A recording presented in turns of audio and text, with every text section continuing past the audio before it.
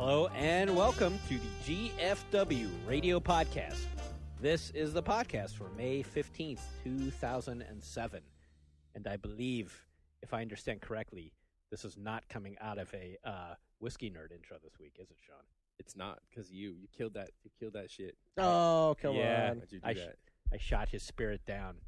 All I did was suggest, we shouldn't do it every week because maybe the readers will come to expect it and then they'll be disappointed when we don't do it.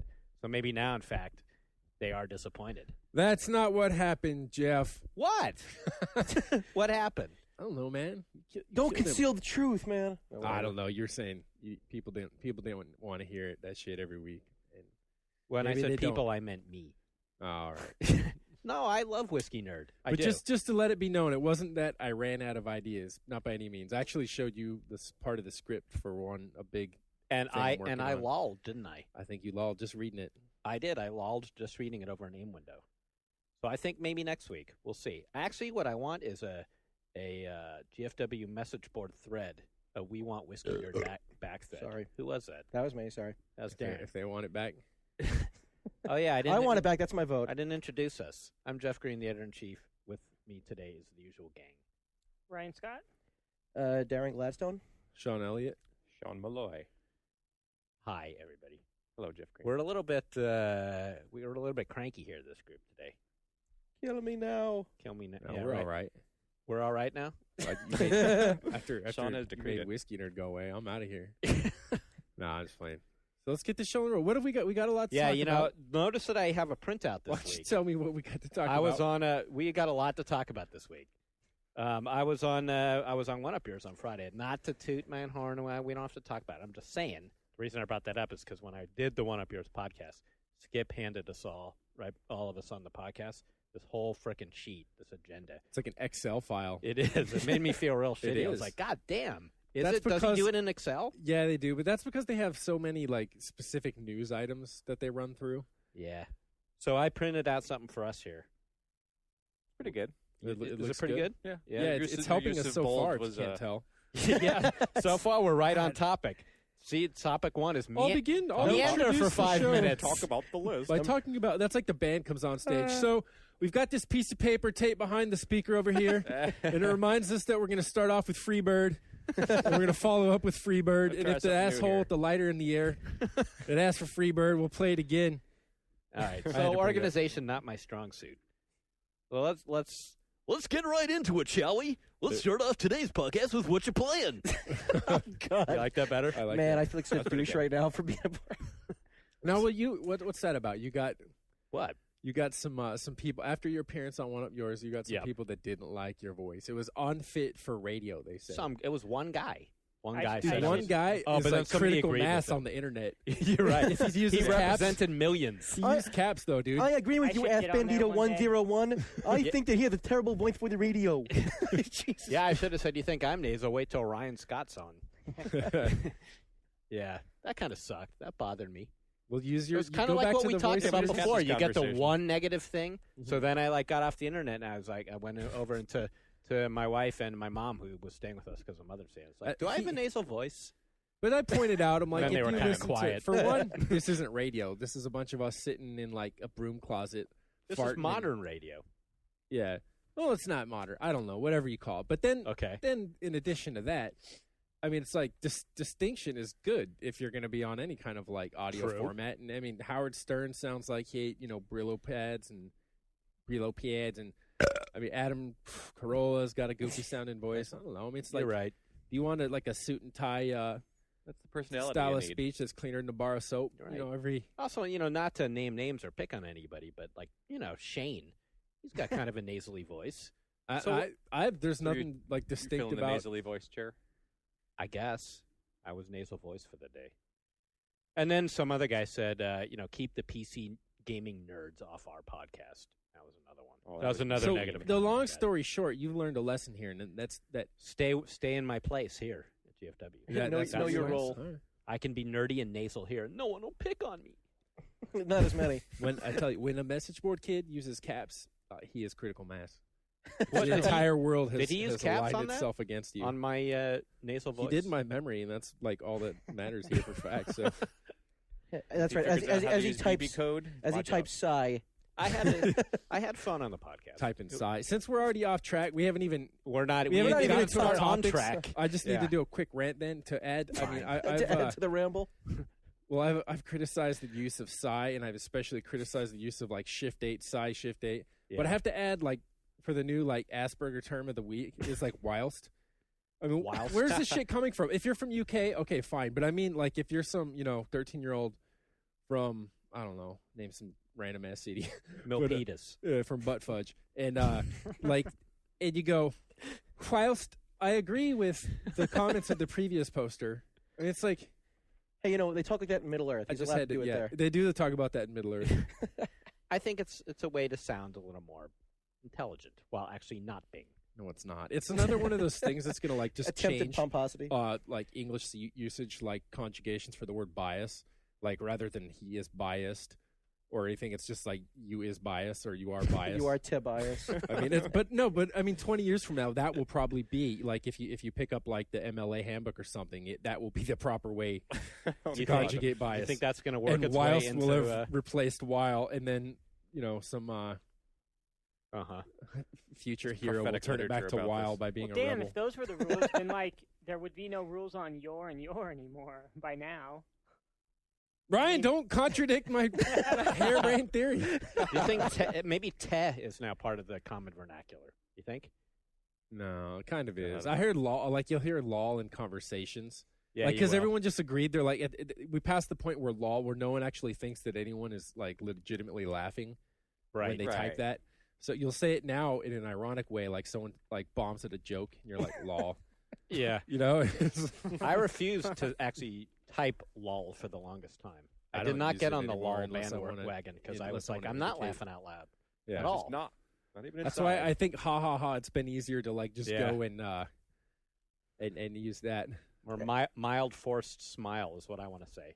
Yeah, MFS. mildly amused. Meh. Just say it flat out. Say it as you. Am Am I supposed to be laughing? Or wank. Has meh been overboard yet? That's pretty much there, That's right? blasted Oh God, out. that's What is? Yeah. Yeah. It's meh.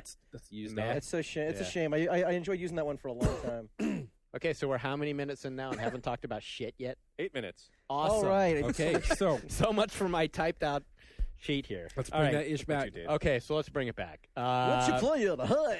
Hi, what you playing? The first thing we're going to talk about playing is various increments of Halo. Gang? Eh. Yeah, There's been a little bit of Halo 2 on Vista, Well, we did and a try. little bit of Halo 3 for a few of us here. right. Well, we did try playing some Vista here in the office. We got up to 3 people playing because there's so many like online bugs. Right.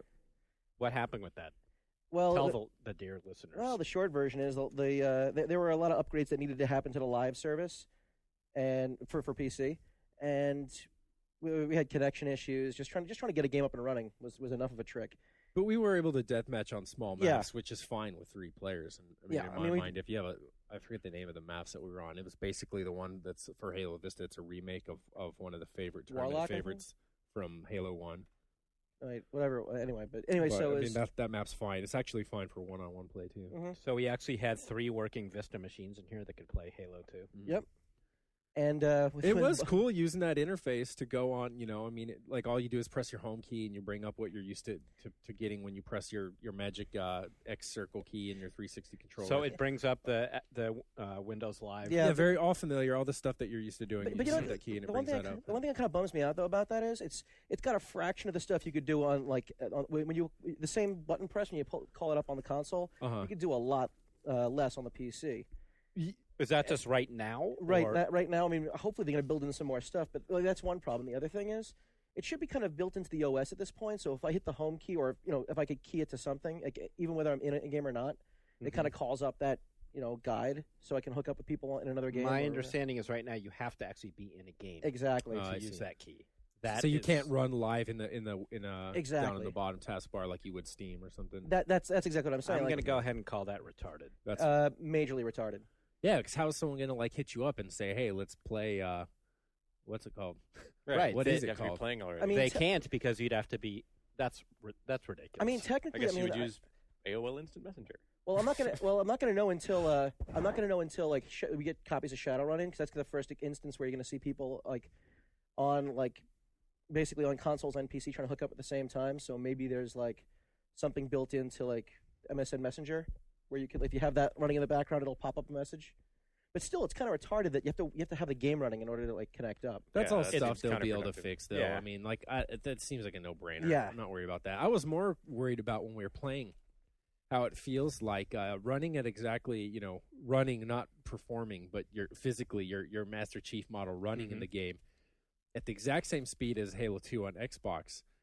It feels like I'm playing Counter-Strike and I got like the walk key glued down. No, I was saying the same thing when I was playing the game. Because it's just it's another one of those things.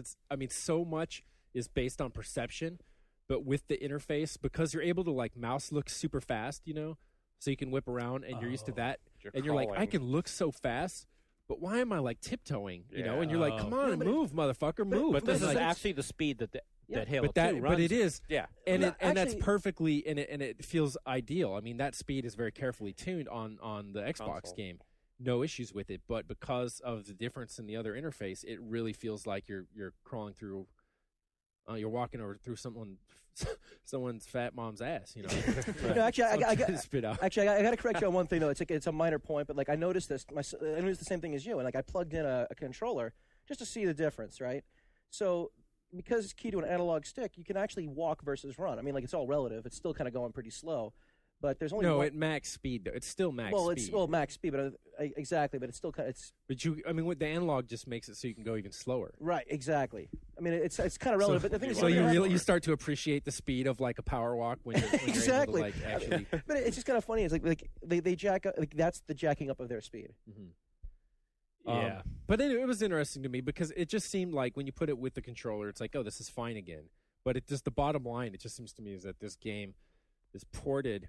They took the trouble to port it to this platform, and it's still with an emphasis on the controller.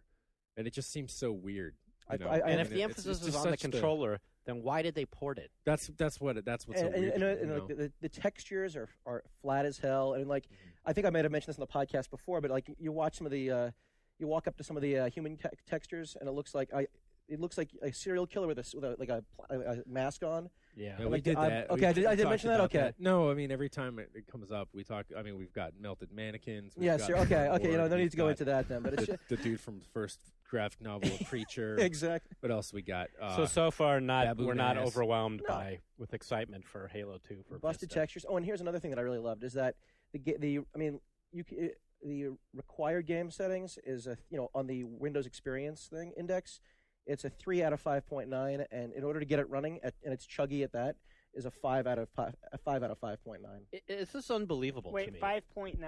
5.9 is the max right now for the Windows Experience scale, and then it kind of like I know it's stupid, but it builds over time. So like when the next wave of graphics cards and CPUs come out, it goes from like 6 to 9. Have we ever got a real rational explanation out of them as to why the requirements are so high for this console port? I have 3 years ago. I got nothing, man. And that's especially puzzling too, because again, when I'm like asking what it's doing on this platform, if you said they want to attract people that may not have an Xbox or whatever, but they have a PC that's got reasonable stats on it, and then they just get a controller, and then they can experience what it's like. But I'm talking about reasonable. I'm talking about like maybe like 3, 4, 5-year-old rig. But right. Of course, that's not the case. It's Vista. I mean, that's why I laughed. A reasonable PC. None of us in this fucking room have a PC that can play that. Right. Well, Darren does, but that's the thing is, because he's the tech guy. I mean, I have a reasonable PC, and it still runs kind of chuggy, and I'm like, I'm just scratching my head. I mean, how is this gonna get people to play Halo that only have a PC? No one has that kind of PC. I mean, they needed to dumb this down. They needed to do like what World of Warcraft did. Which is go lower than everybody's current system. And the funny thing is... Which it seems like Halo 2 should have been able to do. The thing is, like, graphically, the way it looks, it doesn't warrant that performance lag. Yeah, I'd like to hear why. I'm sure that there's probably some Microsoft person listening to this podcast now and hating us and hating that we ever made this deal with them. I'd really like them to respond and tell us, for real, why Halo 2 has to run on Vista at these requirements. This is a very topic du jour, and like it's something that we're going to have to put out there too. Is that I think a lot of people, especially like diehard, committed Halo fans, are going to perceive that there's like an inherent bias among PC FPS fans, that we're just determined to. I'm prove not biased that, against the franchise. Oh, exactly. I want to see it here sooner. I want to see Halo 3 released pretty shortly after the console version on the PC. And even though like we're constantly talking about how much we play 360 in various environments, just like when you're on One Up Yours, you're talking about all the live games and stuff. But that's still there because I think in general, and you do see a certain kind of chauvinism on message boards, and what the understanding is that, okay, here's guy X, and he's the one who's biased against Halo, and he's biased against it because having spent however many thousands of dollars to play whatever shooter on his game, he needs to convince himself that he did the right thing and that he can't get a superior experience for a fraction of the price, and that the other people are playing it. So they just think that there's like a kind of mental acrobatics going on to Right. I will clarify then, for me anyway, for the record, I do not have a bias against this franchise or against the fact that it's on the 360. Actually love Bungie. Marathon might be my favorite first-person shooter ever. The Myth series was fantastic that they put out in the late 90s. Mm-hmm. And Halo 1 and 2 on the Xbox, I had a great time with, single player. So the point isn't that we're just trying to bag on this thing by saying, well, PC shooters did all this 5 years ago. I mean, it's interesting that they are. I mean, there is like, contrary to Gamer X, the PC guy in FPS, I think there's what I call like the Spartan Gestapo, and those are like the most diehard of the diehard Halo players, and they for some reason can't understand why, for example, a 2 or 3 year old game that was basically designed for another interface than than what we're playing it now. It just puzzles them why it still can't be seen as the best, bar none. Or not only that, but just like unimpeachable. It's like say a word wrong about it, and you summon the Spartan Gestapo. They'll come out of the woodwork and let you know. Mm-hmm. I mean, the thing is, like playing Halo 2 now for the first time on the PC. It just seems like it's doing things like we've already done this in shooters now on the PC, and I'm not saying that that's a fault of Halo because it's just a fact that Halo's 3 years old. Mm-hmm. Any way you slice it, it's an old game. There's some. I mean, we could talk now. I mean, because obviously at least 3 of us here have been playing Halo 3 beta over the weekend. Who else was playing over the weekend? Jeff, were you playing? I was playing, and you, Darren, and Sean Elliott. I played quite Friday, Saturday, and Sunday. Right? Sean Malloy and Ryan, you did not play. Oh, you don't have a 360 yet, do you, Ryan? No. I'm not part of the club. I wouldn't be playing it if I did. Why not? I don't play shooters. You don't? You know what? No. I may as well have not played this weekend because, man, I got my ass kicked. Me too. I can say I played, but that's in air quotes because I would log on and then just get shot over and over. Yeah. I warned you guys. I warned you on No, actually, you were going to have a bad time. The thing was, it's true. Like, we were aiming on Saturday, and I'm like, dude, I think I'm going to fire up Halo again, give it another shot. And he's like, don't get frustrated. You're going to get your ass kicked. I'm like, I'm fully expecting that because anyone who's signing on this early has a vested interest in Halo. Yeah, these are like the guys who are like, it's crazy. I couldn't last for 2 minutes. The only time I survived was when I was on a server with the EGM guys because they kind of suck. I wanted to play with them, and they wouldn't play with me, so I ended up playing like I was with the Wolves. Like I started off as a level 1, playing like all like 11s and above. But I figured it out though. I did all right. It's not like I'm coming in the top score every match, which is frustrating to me because there's like I get used to like wanting that and expecting at least to be in the top 2. Mm-hmm. But like I held my own against people that were like far. But I mean, no doubt about it, there are people that are good. They will mess your shit up in that game quick. And it's the beta. Like I don't know. I was naive. Some of them been playing? I hope some of them had been playing prior to Friday when we got it.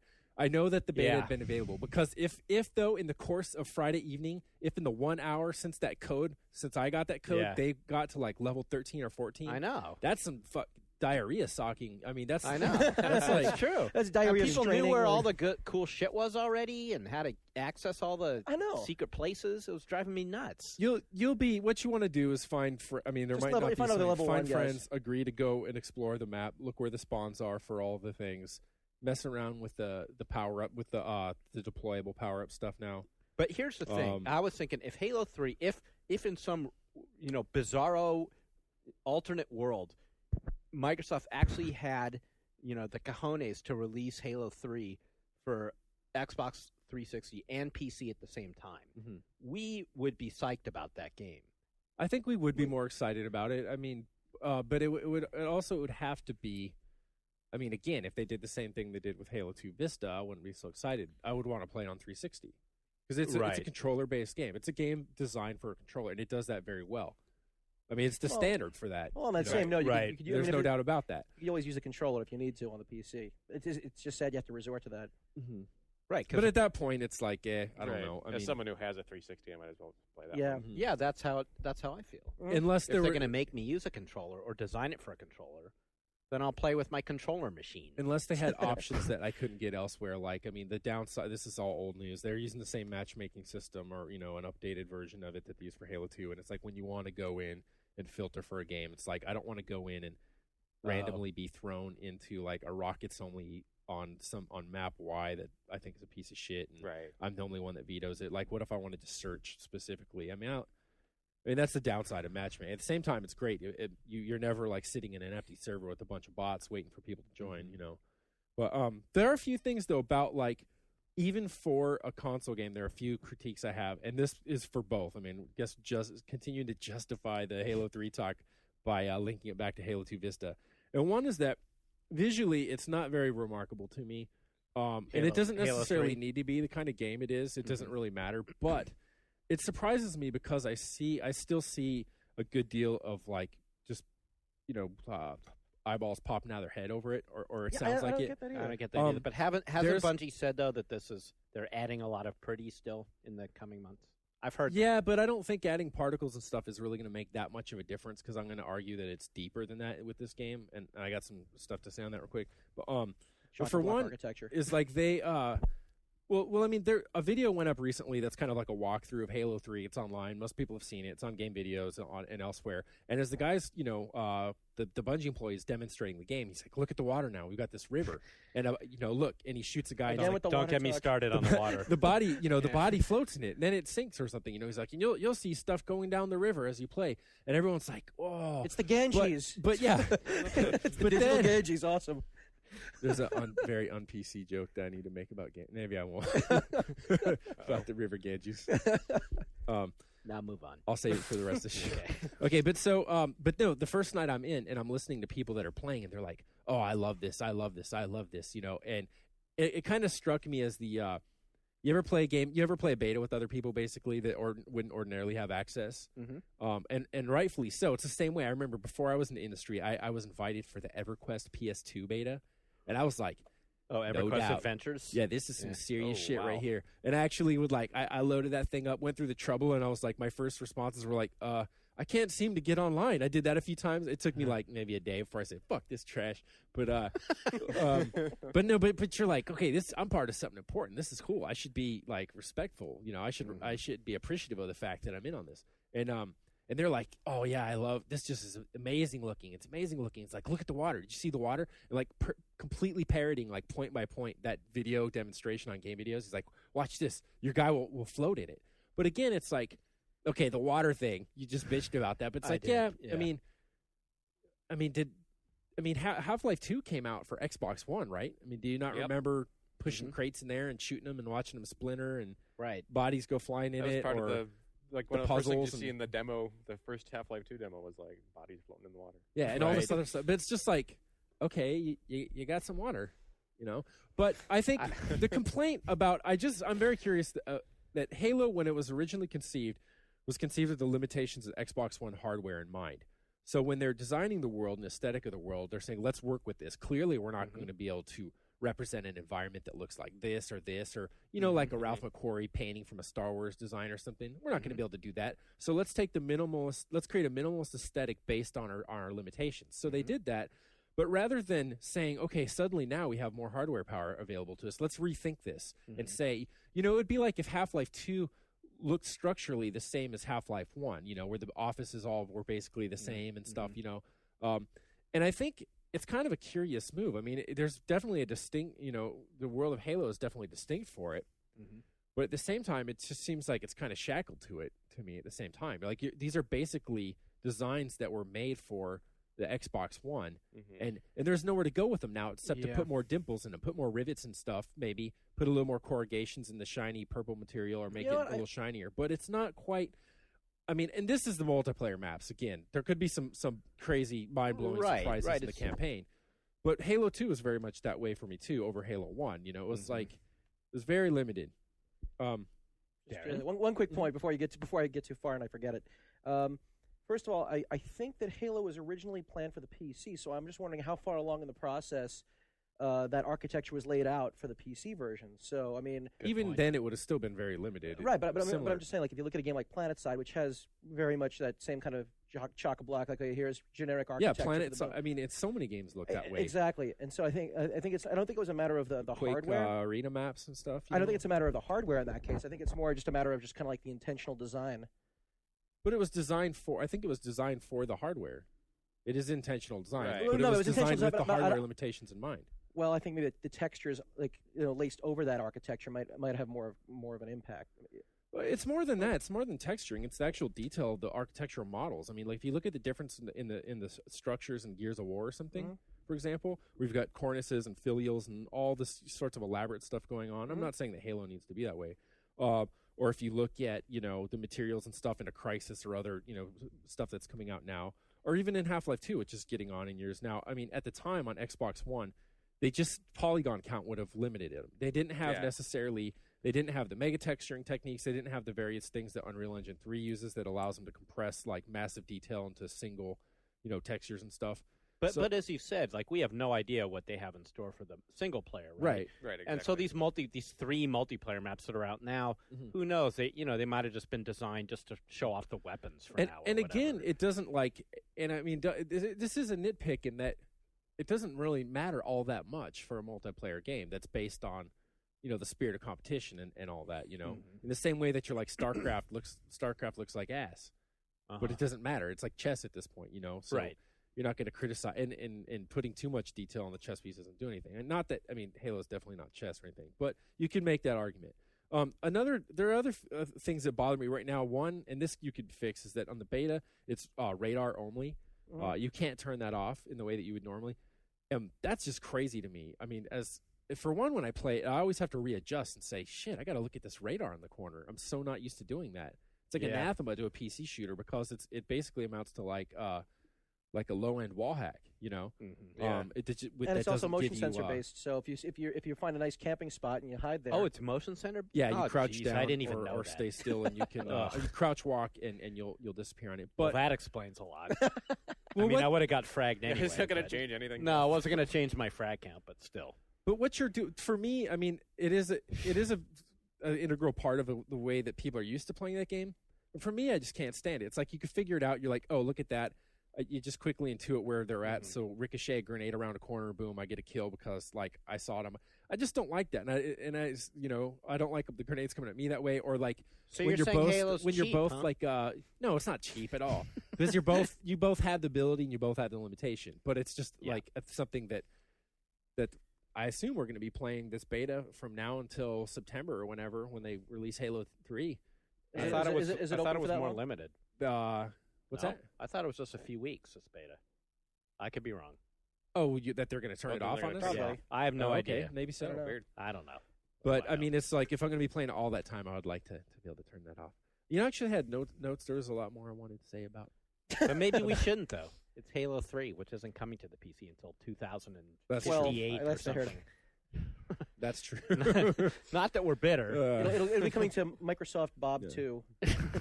But when you guys go back and play, the tip, and for the other people that have their crackdown codes, probably playing tonight, right? Or the 14th or 16th. I think it's 2 days. Aim for the head. Like, I guess some people did that a lot in Halo 2, but I just, for some reason, I never figured out that was that important in it, and I would just sort of let the sticky aim do it and just do center mass. But in this one, the moment I figured out go directly for head in all circumstances, like I massively improved my odds in firefights. I don't know. Just playing this Halo 3 beta, I mean, this game isn't even out yet, and it already feels like going into Counter-Strike. It's like if you're not an expert, forget it. There's such a dedicated, group of fans for that game, and I assume that those are all the ones that were let in on the beta outside of the press. I guess so. Yeah. And that's who you're playing. I mean, it's going to be different. It's a matter of waiting. But yeah, I honestly believe there's some people that will never be able to match those guys. Like, it's not like if you practice for, like, I know I'll practice never for a be month. You're not going to. And it's like you're always going to be. No, I need to find, like, senior Oh, citizen service. I do need to bring this up because this playing goes. as guys on I teams. remembered it. And it goes for Halo 2 because so much of it. I mean, they're team-based actions in the game. Yeah.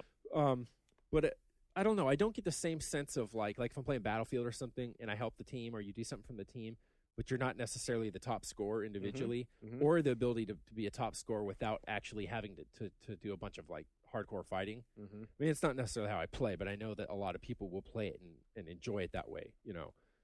There's less of that opportunity in Halo, but the other complaint I have about the series is that they basically decided to create jack of all trades maps.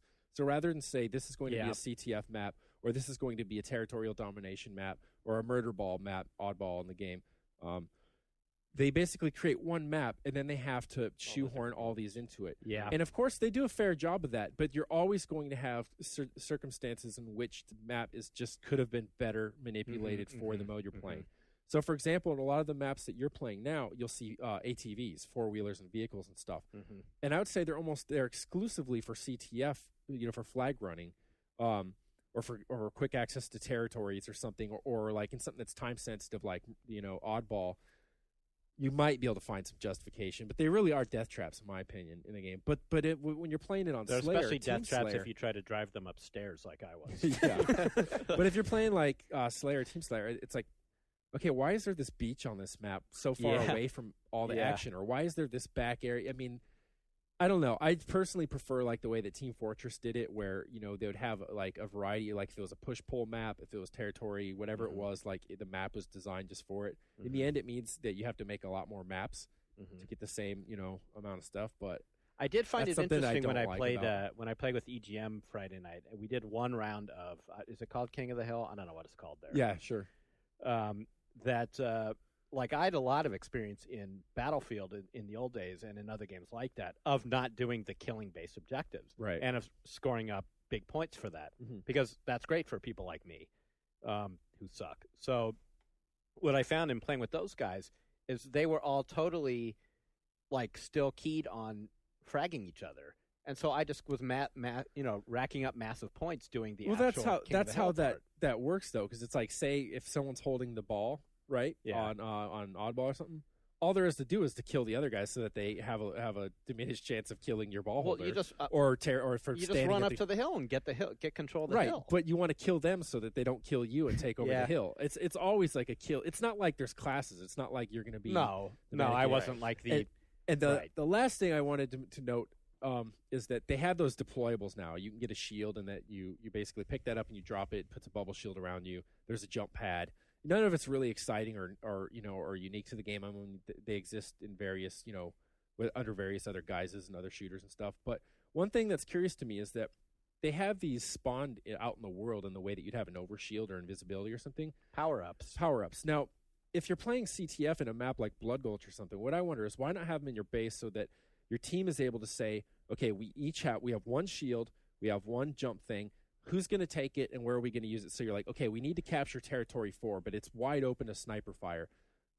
Bobby G is grabbing the shield. He's getting at the flag, going to deploy it, and then we're all going to move in and stay under that shield. That's where the shield's going to use. Instead of like, oh, shit, did someone grab a shield? Did you go out and find where the shield spawned? I mean, I don't know. Like, that's another nitpick, but and it's a beta, too. Maybe they'll change stuff. Yeah. But that would be a cool mode, at least offer people the opportunity to spawn a select number of those power-ups. Good idea. With symmetry in either team's base. Okay, so. Is that enough Halo 3? That's enough Halo 3. We're sorry to everybody who doesn't give a shit. Yeah. But it's too late. We're not editing out 20 minutes of the podcast. We have that. And we still haven't left Section 1. We haven't left Section 1. Yeah. Let's segue to Section 2. Which is? We have numbered sections this week. There's still okay. Oh, we do? Yeah, we do. I'm going to skip right over my What You Playing. Because it was all Xbox Live Arcade. Pinball FX again. Sean? Yeah. No, I got Ryan? nothing. You got nothing? No, I wasn't playing. You took a little PC break, a little gaming break? I took a being at home break. That's a good thing. So. Always a good break to take. Well, it wasn't on purpose. But Ryan, you just finished something you enjoyed quite a bit. Yeah, I've been playing Sam & Max all weekend. Did you finish the whole thing? I did. I just actually finished the last chapter of Season 1 right before coming up here to Which do the is podcast. chapter Good what? time. 6? Chapter 6. Okay. So you were like, and you were giggling at your PC all day. I understand. Yeah, giggling was like all a a- schoolgirl. all a titter. heard. All a titter. Yeah. And your No, verdict? I think that those games, they're really good, but I think they're a lot more fun when you play them back to back. Oh yeah. Yeah. Which ones did you play like when they came out, and which ones did you play continuously? I played episode 1 and episode 2 when they came out, and since Friday I played episode 3, 4, 5, and 6. So what made it better for you to do it in sequence? I'm not really sure. Was it just the continuity Just- of the just the weight storyline? of the or- I month, think so. Yeah. I mean, I was kind of trying to explain this to Sean earlier, but like when you play them a month apart or whatever, you know, you're like, oh, here's these same jokes again, you know, these Mhm. same recurring jokes. Mm-hmm. But when you play them back to back, you kind of like look forward to those jokes more. I don't know if that makes any sense. so it's kind of the It art of kinda does. the art of the running gag as opposed to just stringing it along. Well, it's like Do they have the joke about the Ganges River? no,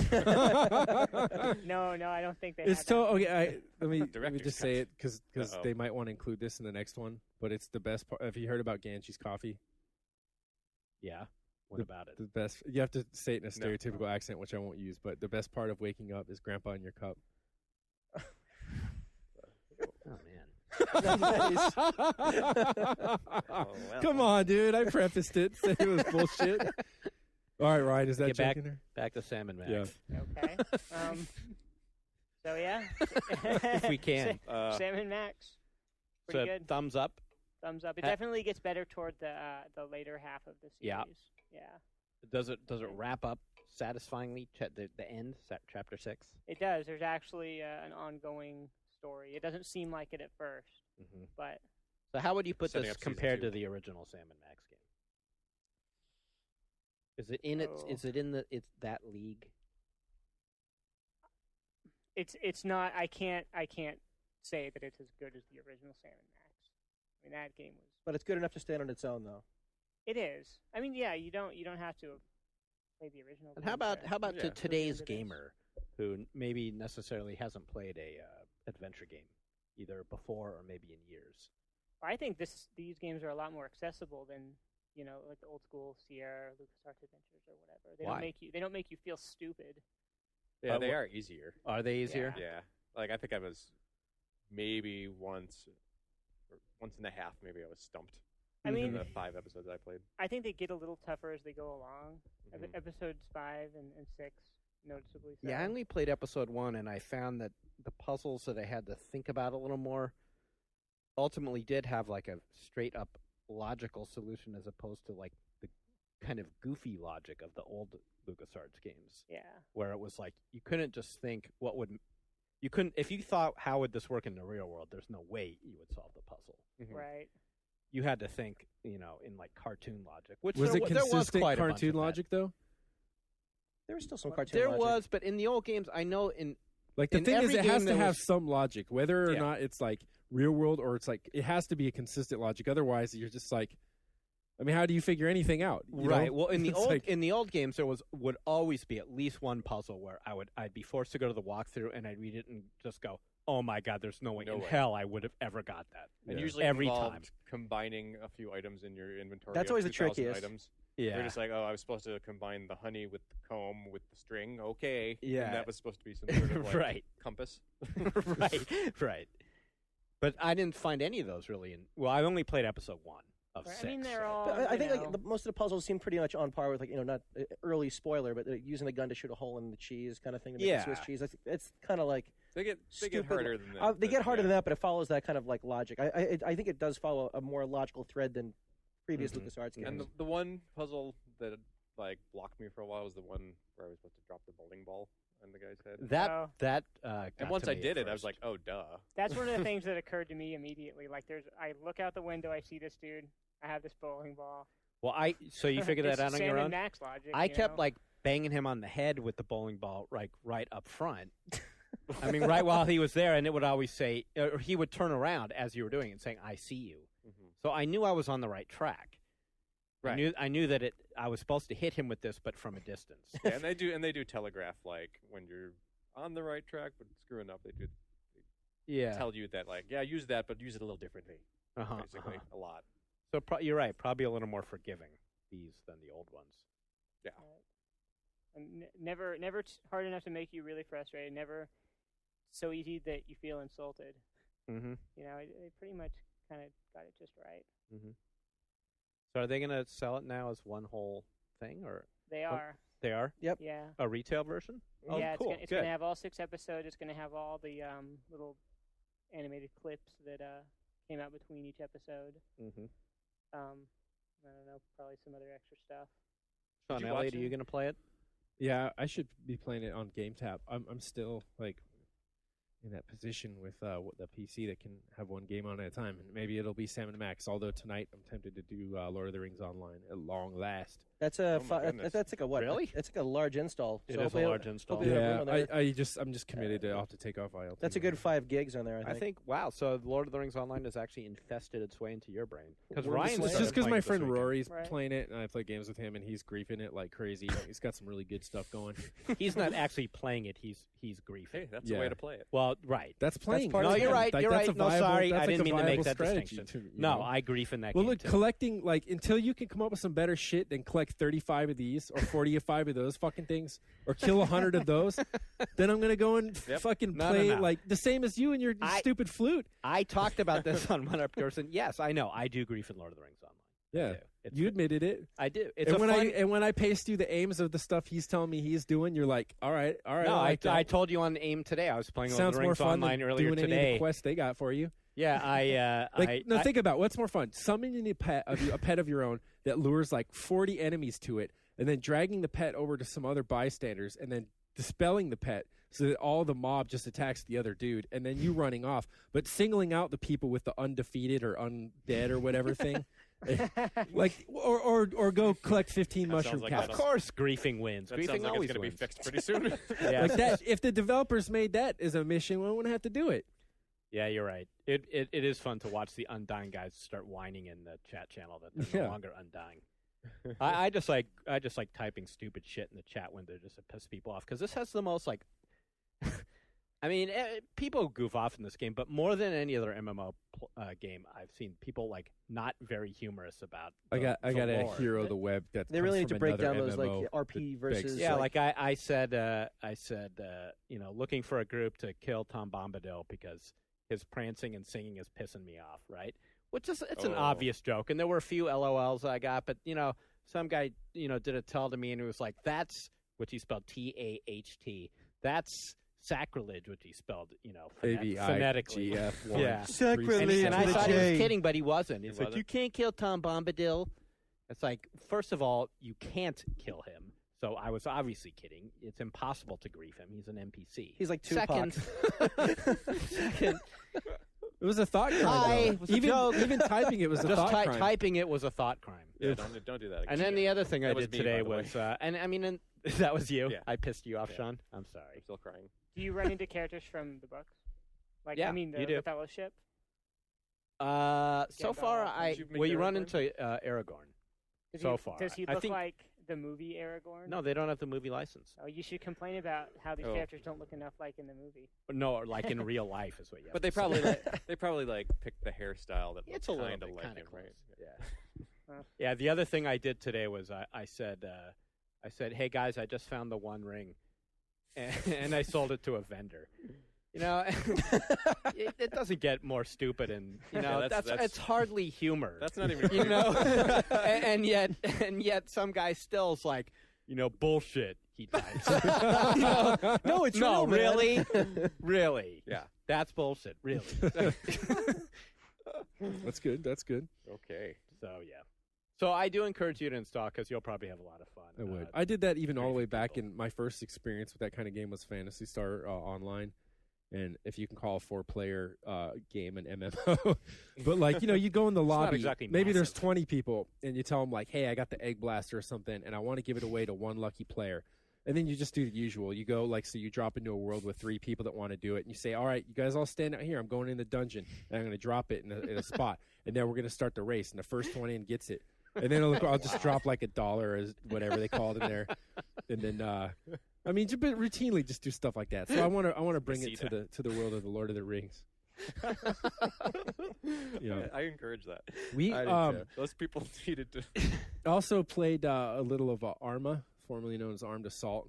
Because Arma is so much easier to understand. Yeah, I don't understand that at all. I want to get my Arma on. I mean, of course, if it was called Armed Assault, we'd be making fun of that, too, for having such a generic name. That's at least neutral. Yeah. So basically, these guys could not win. Arma. But this is actually, I mean, this is promising to me. I talked before about like track IR functionality for it. So I got around to playing, did the training and stuff, but then did some of the missions. And this is actually cool. It's a game. It's a Battlefield style game, but of course much more sim-like, far more, and also very, very European. Whereas of course DICE in Sweden they're also European and they make Battlefield, but they make a game that definitely bears the EA brand on it. This, not so much. It's clearly like, okay, no one is gonna like sweat you guys over whatever interface you come up with, and even if like you have to like reinvent the wheel for every single thing you do, whether it's like sighting down your scope or looking or anything. But that said, like I was like, okay, I'll just take the mental challenge of having to relearn a game instead of like you go into a shooter and you're like, why is there a fucking tutorial? Is there someone who's still just experiencing their first goddamn shoot? Oh, pulling the right trigger makes me shoot. What do you know? But try ducking under this log. Yeah, or mouse one and shoot and run across the board. And so you're like, okay, it's gonna do that, and then it starts off. Of course, you're running an obstacle course and stuff. It's to learn how to sprint and crawl and stuff. But after that, then it's when you play single player, you can issue really precise commands to the soldiers that are in your squads. I mean, if you're in a tank, you could choose to drive it, operate the gun, or be a commander, where it's kind of interesting. It's like you're indirectly driving it. You're driving it through giving orders to the crew and stuff. But once you get used to it, I'm seeing a lot of promise. I mean, and mainly because the mission editor just seems like really cool. You could basically put together whatever scenario you want and go play it cooperatively online with friends. Or the single player campaign, much more than Battlefield, where it just throws bots into maps that are multiplayer maps.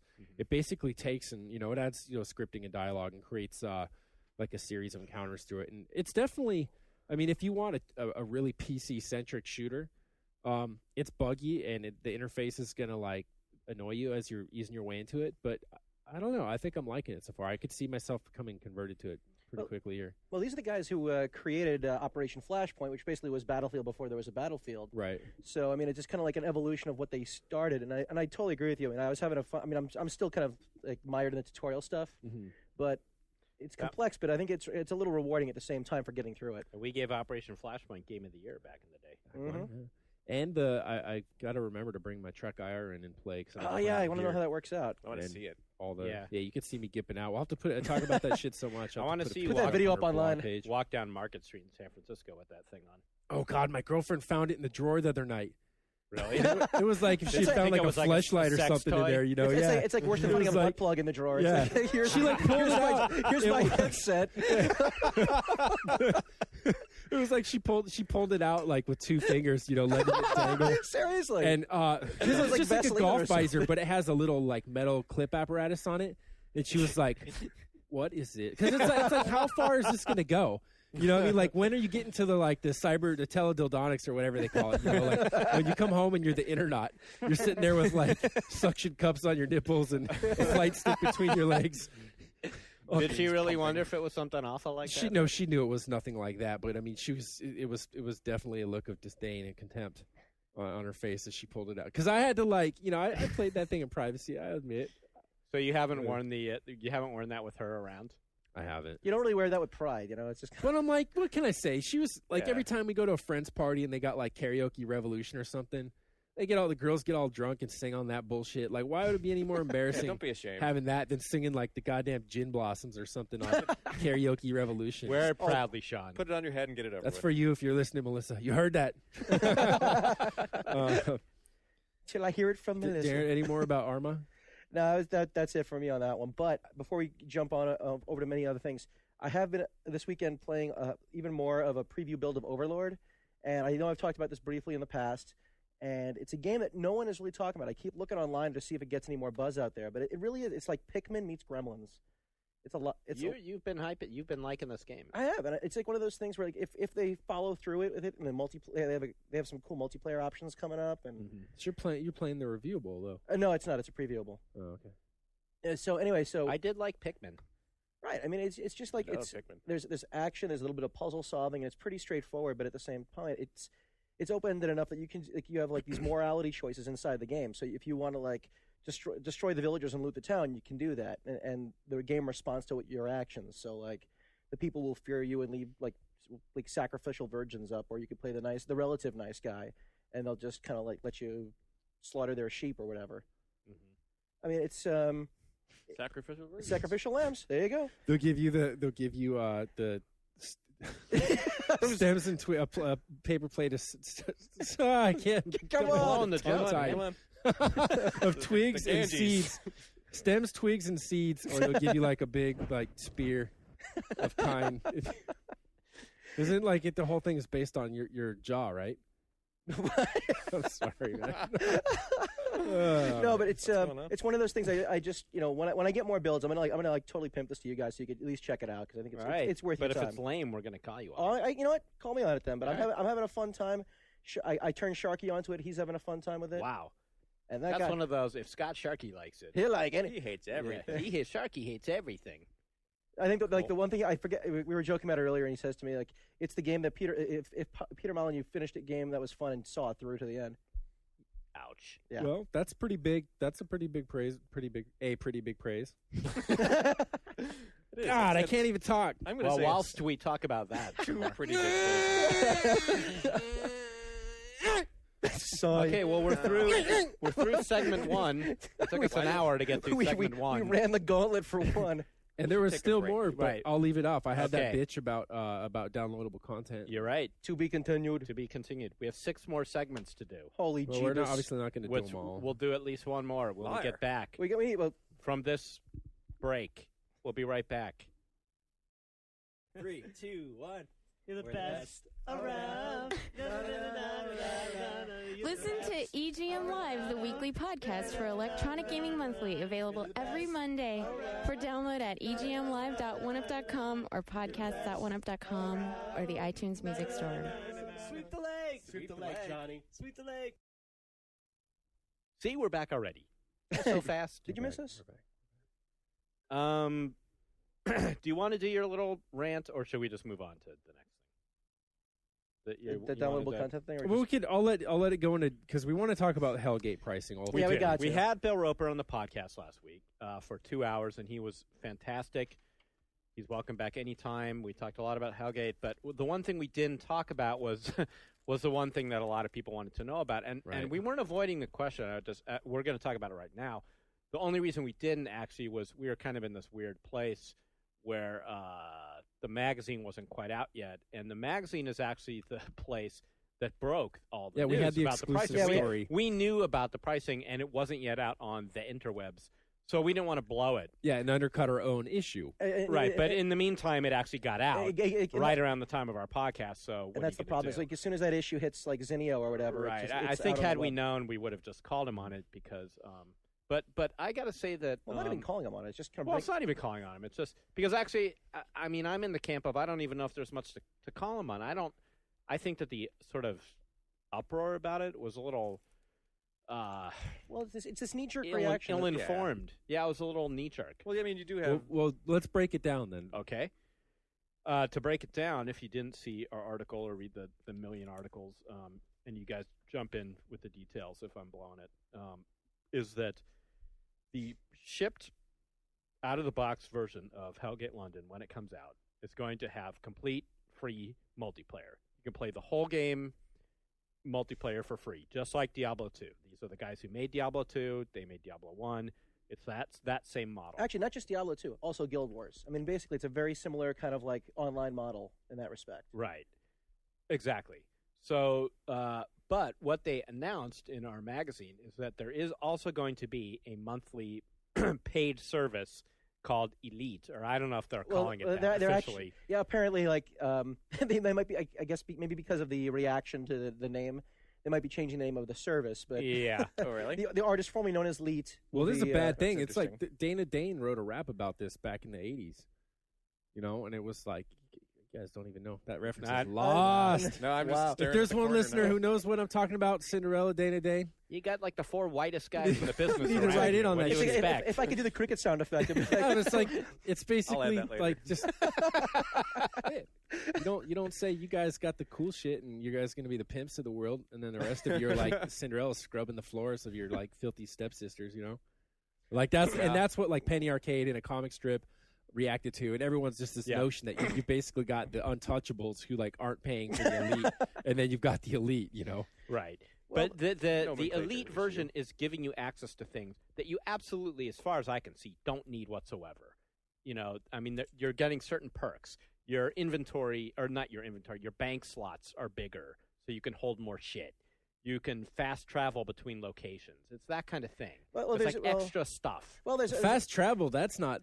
that's pretty big. that's pretty That's pretty big. But I would that's a rip on 'em for convenient. that. That's a convenience factor. That's not a. Yeah, but it's like, why should you have to pay for that? Because that's a pretty huge fucking convenience. I got to take the Heel Toe Express for miles and Goddamn miles. right, you're in steerage, buddy.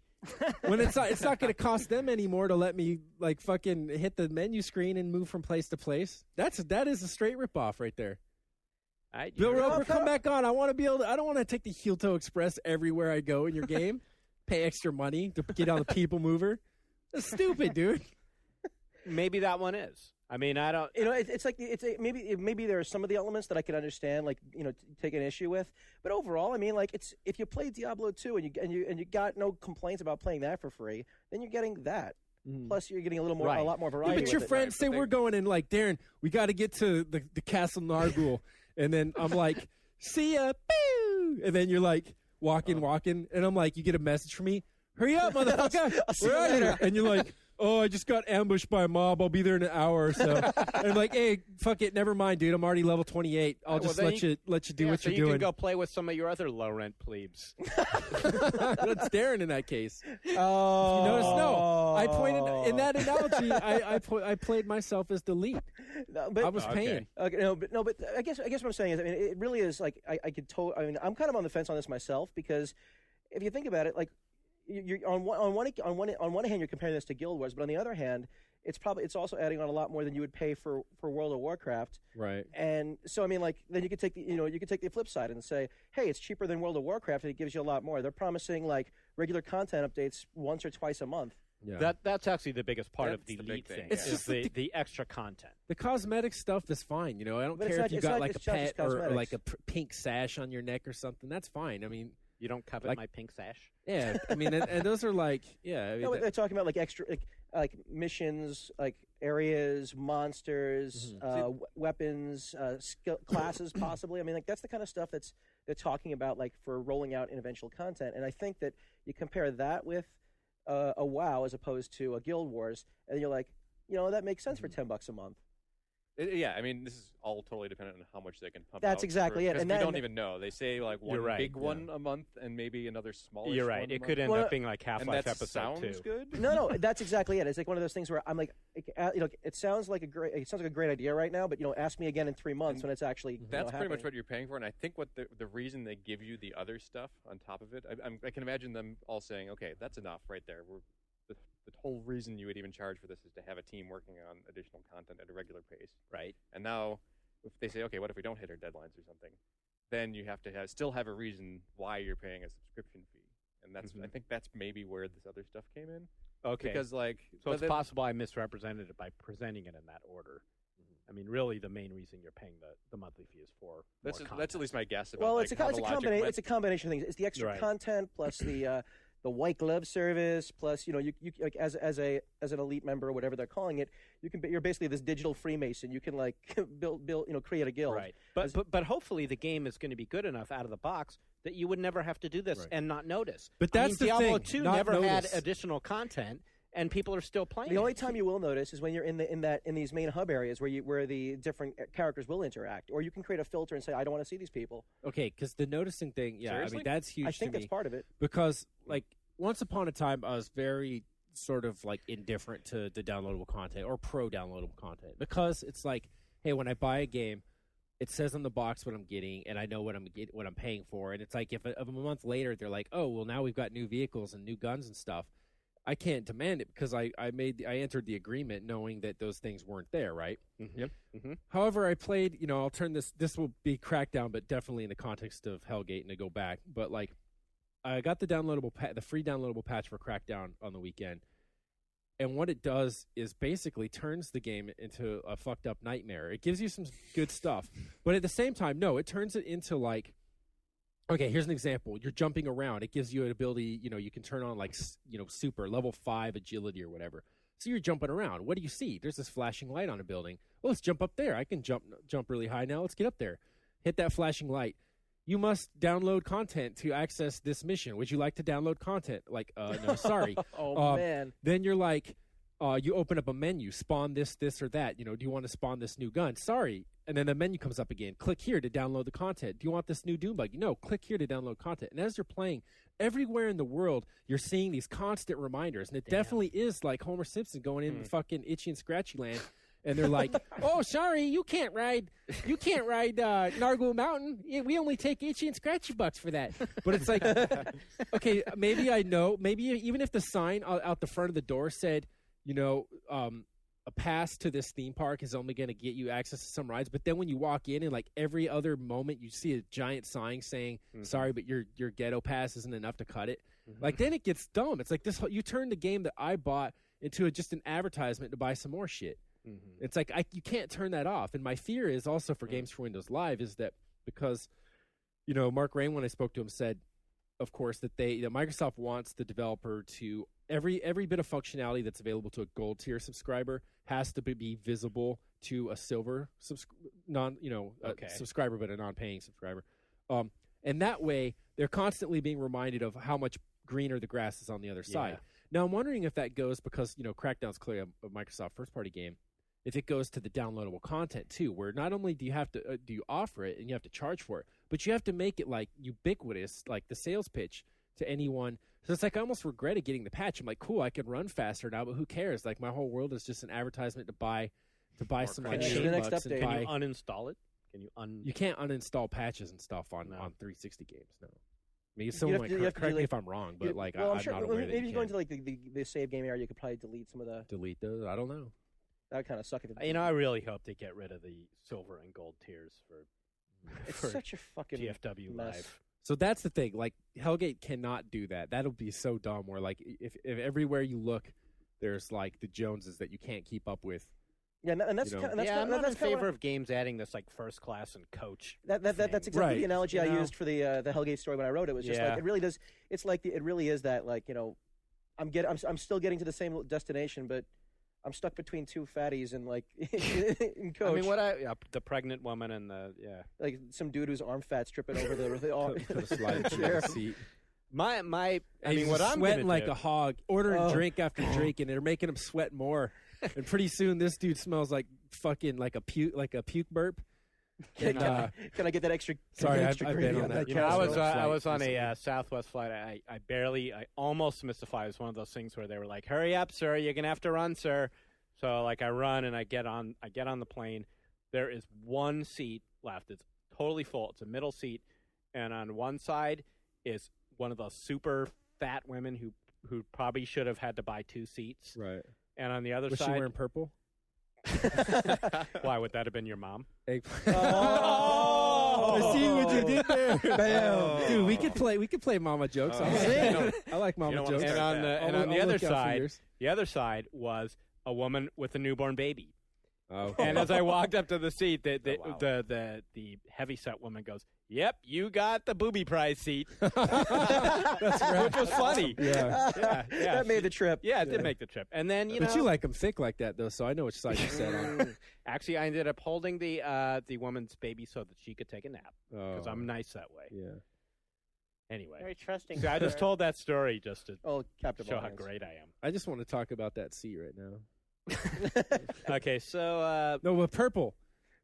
That's the thing. I want the world to start. It was my dream. Back when Mullets Galore came out, the website. Yeah. And it was like for a while, like a lot, even though everyone had mullets, there was like people who were just like, "Holy shit, this is funny!" Because if you look, people do have this haircut. You know, yeah. like that was like whatever, like 1999 or something. Uh-huh. And then like it got to a point where there's like movies that basically had like spoof characters with mullets in them and Right. shit like Yeah, that. Joe But Dirt. But like Purple Pride, I wanted to make like a purple, an eggplant hunting website where you basically like morbidly obese people wear purple and pink. And you basically get the pictures of the eggplants or grimaces or whatever. I was We about to had say it's a various generation of people inspired by Grimace. Yeah, we had various like Barneys. You know, we had all these different categories.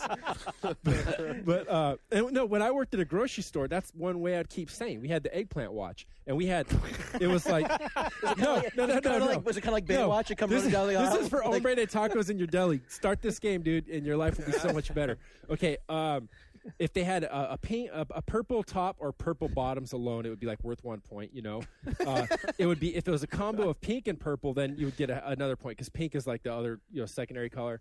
But then if you had head to toe purple, it would be 3. And then the mother was like, if they checked out the power cart, the little like. Rascal. And they were in purple and in that bad boy, then like you would just win for the day Don't straight you up. get to go home then? Yeah, you would win. Is that because they were riding because they were so fat they couldn't walk? Well, because they don't want to. Or, yeah, I mean, they're because not it's not walking, their the own. pig We can't had them. Okay. We had them courtesy ones This isn't available. nice. This isn't a nice conversation. Well, I mean, It's a hilarious conversation. okay, but yeah, we have them in the. We had the mean. carts in the front of the store, and if you chose to get in that thing, yeah. But anyway, now that I just want to see if people find that this is true too when you start looking. Okay, It's I one of those actually things- never made that connection between Yeah, most morbidly people will obese. notice, but now and purple. you're gonna notice it. You're gonna be like, dude, that guy was right. Wow. Okay. Like What- now why I do you know think I that talked is? about this on the game. Do you on the think game like purple? podcast. They think purple makes them look thinner. It's slimming. It might be. I don't know. It might I be. only look 480 in this. Okay, I'm being mean. I'm wearing my muumuu and like baggy sweatpants. I wasn't saying I wasn't being mean. I was Just being acknowledging the self-reflective general there. Yeah. Yeah. All right. So yeah, and then back on As the a topic we disclaimer, don't as a have. rule, GFW does not think that being obese is funny. No. Just if you happen to be and you're listening, just don't wear purple. we're not laughing at you. Yeah, just don't send us pictures of yourself in certain purple. Yeah. combination of traits, then it's funny. Plus, a few of us here could probably also lose a few. Now that pounds. we're offending Yeah. people, should we just launch into a hero of the you web? guys. I'm not myself. Yeah, let's go into Heroes of the Web to deflect away. Okay, I might change voices midway in this because, like, I was going to try to read this in some other thing, and if I can't do it, I suspect I can't. But Whiskey Nerd's out this week. Huh? yeah, he's out. Whiskey, yeah. Plus, Whiskey Nerd doesn't like. He became his own dude. He doesn't read other people's. posts. He reads his own. He's not a pimp transcended for other into- people's. Okay. I'm not someone else's whore. Okay, so I have to give thanks to OneUp.com user Killer Slinky, who sent me this in the PM box, and he found this on a World of Warcraft dedicated forum. And you were just accusing Lord of the Rings players as being a special breed, Mm-hmm. and other MMO players being immune to that. So, Okay. I don't know about immune. Goopal Jinda from World of Warcraft has this to say. Trolls carry a seething hatred for all races. The Darkspear tolerate members of the Horde out of blood debt or honor for saving them from rampaging Murlocs. They've been fighting humans and elves since humans and elves have been around. They're generally bigots and feel superior to all other races.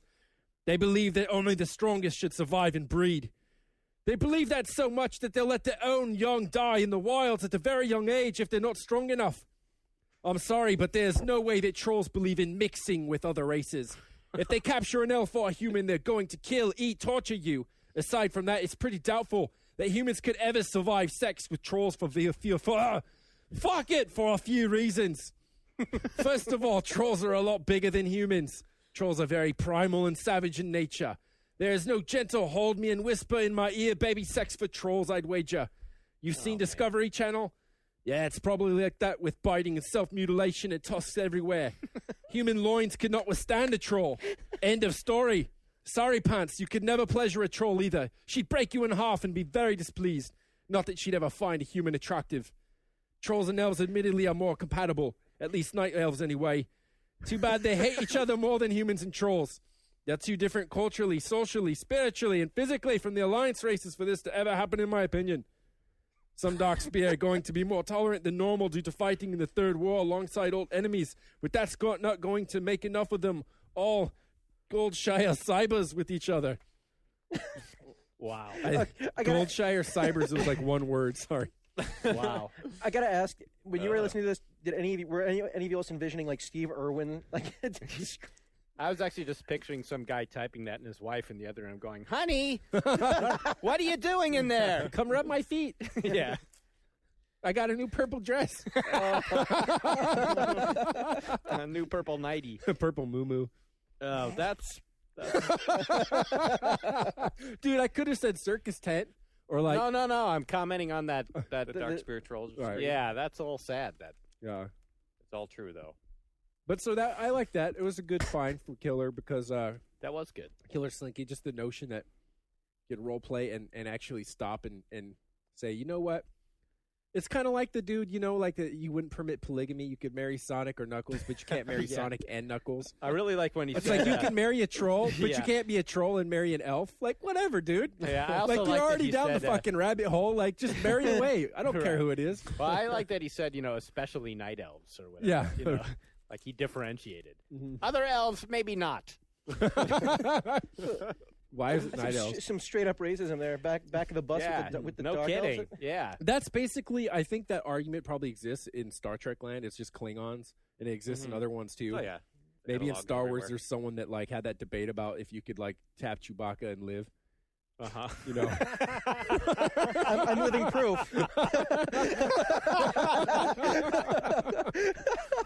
What about Jabba, dude? What about Jabba? No.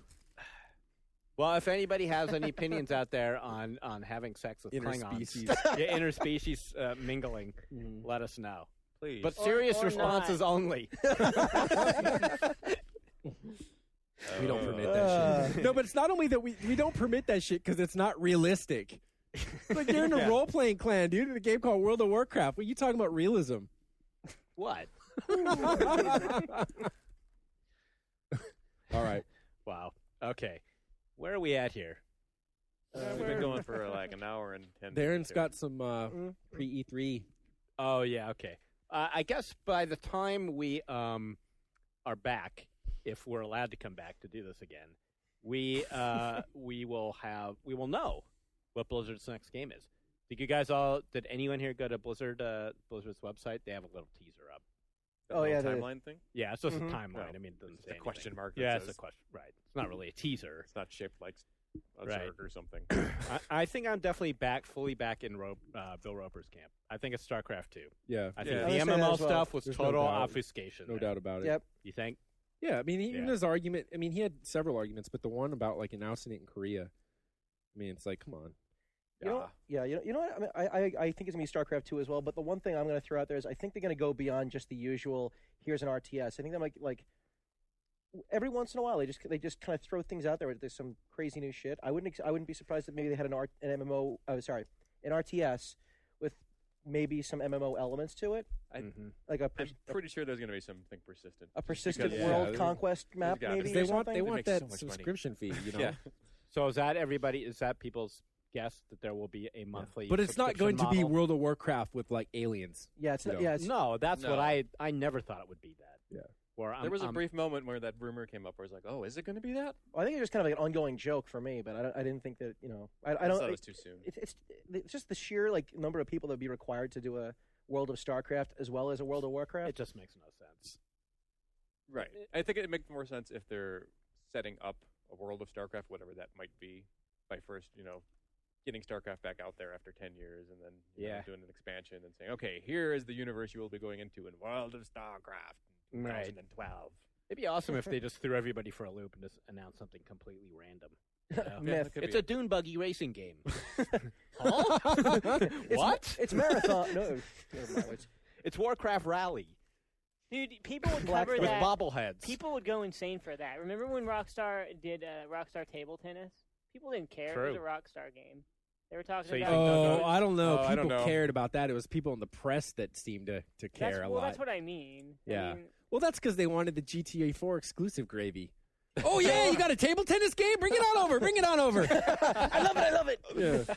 Oh, by the way, when it comes time to talk about GTA 4, don't forget to come by. If we give you the table tennis exclusive now, Dude, there was some, like, I hear that was a legitimately fun game, you know? Table tennis. But remember when I was sending around those preview links, and it was like, this is the best video representation of a sport ever made. I mean, it was saying that shit in previews and stuff. It was in previews. It was Pong. Yeah. Right, it was Pong. Could you sleep with hookers, though, like before you play table tennis? Dude, don't even go there. That shit is so played out, Jeff. I expect better from you, dude.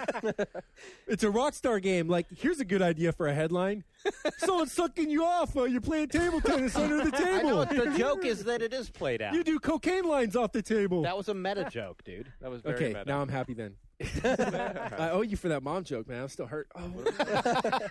Wounded. I made fun of his mom. Yeah.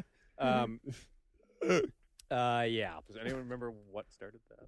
StarCraft. Oh, StarCraft. Oh my God, really? That's how we got on that. Yeah, I see that connection leap. Yeah. There's probably nothing left to say about that. No. We'll just find out next week what it is. Everyone in the world Place your is bets. an expert on what Blizzard is doing, according to the internet. So, because everyone has their opinion. It's like, oh, no, that doesn't make any sense. So it must be this, this, and this. And If you go back and look at all the stuff before they announced World of Warcraft, though, everybody was wrong on that. That's the one that came out of the blue. Nobody saw it coming. No doubt. Except for us, because we had the exclusive. We had the North American exclusive. We were the first ones to see it. Yeah. No one saw it before us. I was the first person to play it. Nope. Yeah. The first ever? But before I went Back to when Black we Studios, broke the story. Yeah, I broke the story. No one saw it but me first. I saw it first. you would not believe where I am today. I am at the offices of Outside, it doesn't look like a gaming office. Look, Inside, an unassuming 100 office people park. are hard at work on this unassuming business park in Irvine, California. Wow. Are you done? I'm done. You didn't even get to the snack machine in the lobby yet. Get orange juice and Cheetos. Okay. I'm just free associating every lame story I've ever read. and written. Not pointing fingers there. Yeah. Okay. Let's see. The last item on the list says goodbye, fuckers. No, well, Darren. We're not there? So long, fuckers. Well, Darren did, and you did too, the Sega thing. Did you guys want to talk about that stuff? Before we get to goodbye, fuckers? I was kind of looking forward to goodbye, fuckers, but okay. Okay, we'll try. Yeah. Hello again, fuckers. Hello again, we're back, fuckers. Last week began the first of the many, many weeks of pre-E3 activities, which I got to say is the stupidest thing ever invented in the history of the universe. There's like 2 months of, and I'm not exaggerating. We used to have E3 in the old days, ladies and gentlemen, where we would go down and we would see games for a few. We heard all that week after week after fucking week. I don't care. You're gonna hear Quit it bitching again. about it. I'm not. I'm just starting to bitch. Tell me how it is. Let's make it a micro And bitch. then they had to have pre-E3. Okay. They had to have pre-E3 because they realized that the journalists weren't all seeing, the quote-unquote journalists were not seeing all the games at the show for various reasons. So they said, oh, no, we really want you to see our stuff. So we're going to set up this pre-E3 day. Then when a few companies started doing pre-E3 days, then everybody had to do them. So then there became a pre-E3 week. Well, this year there isn't really an E3 as we know it anymore, right? It's some newfangled thing that nobody in the industry knows what it is, other than that there's like 32 companies instead of the usual 500 showing things. So now pre-E3 has started already. It's 2 weeks in May, and then again in June, and then they have the actual E3 event in July. So basically E3 is going on for 2 months now, and it started last week with Sega, Ubisoft, and EA, right? And Microsoft showed. Microsoft showed. I can't talk. Microsoft showed Halo 3 on Friday, so we can't talk about Ubi. I don't know. We can't talk. I know, and when that embargo does lift, we're all under NDA right now. Right. But I want to talk about Brothers in Arms. Like, no, don't even say it. You can say it. Oh, no, they haven't even announced it. I'm just kidding. Dude, we're kidding. God, man. When did you become a PR person? Yeah. No, don't talk about Brothers in Arms. But you guys can't talk about the Sega stuff. We went to Sega last week. So there was a lineup of Sega games. And there you have Goodbye, it. anyway, there you have it. Goodbye, fuckers.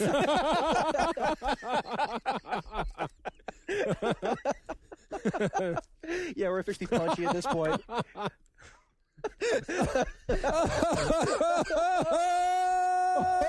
Whoa, easy there on the mic. You broke it. Okay. Sorry. So there was a mixed bag of a lineup in terms of PC. Well, first of all, we weren't seeing their whole lineup. I'm not going to start off by bagging on them. But they did show one thing that was bag. Don't say that either, man. What? A mixed bag. They had a mixed bag of meaty gameplay.